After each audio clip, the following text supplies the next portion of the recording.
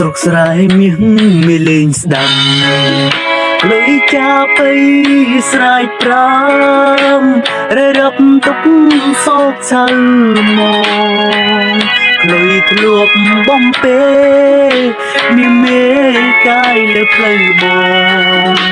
សំលេងសត្វយំស្លេស្លងនូល្អភ្លេចអងហើយថ្លៃលេងរោគហេបហប់លប់អស់ស្មារតីខោអើសែនជីវិល័យ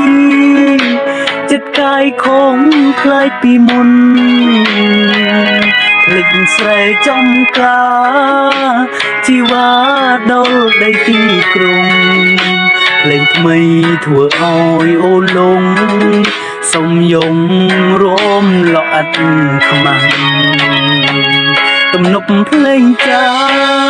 ពីរោះណាស់ស្រីខ្លាំងចិត្តថ្មីភ្លេងរកអូនរំទ្រវីបែបនេះមិនសមទេថ្លៃបងគុំស្វែងរកប៉ុន្លោកធ្វើមិនស្គាល់ប្តីរមអូបនឹងព្រមដតី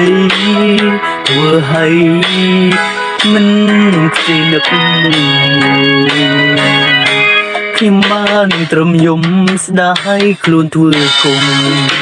ពុកម៉ែសូមអានគ្រូចំពោះរូបកូននេះផងស្ដាយណាស់វេលីដែលអើយភរិយាទៅក្រុមបណ្ដោយអើយស្រីធ្លាក់ក្នុងរួនលងនោរួអើជើង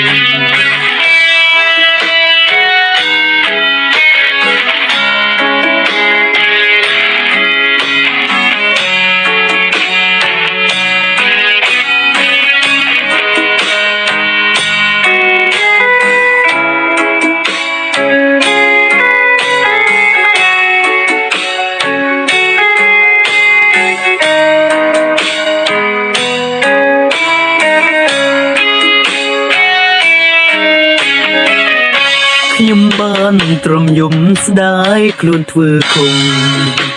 ពុកម៉ែសូមអានគ្រូចំពោះរូបកូននេះផងស្ដាយណាស់វេលីដែលអូនភរិយាទៅក្រុងបណ្ដោយឲ្យស្រីធ្លាក់ក្នុងព្រួនលងនោ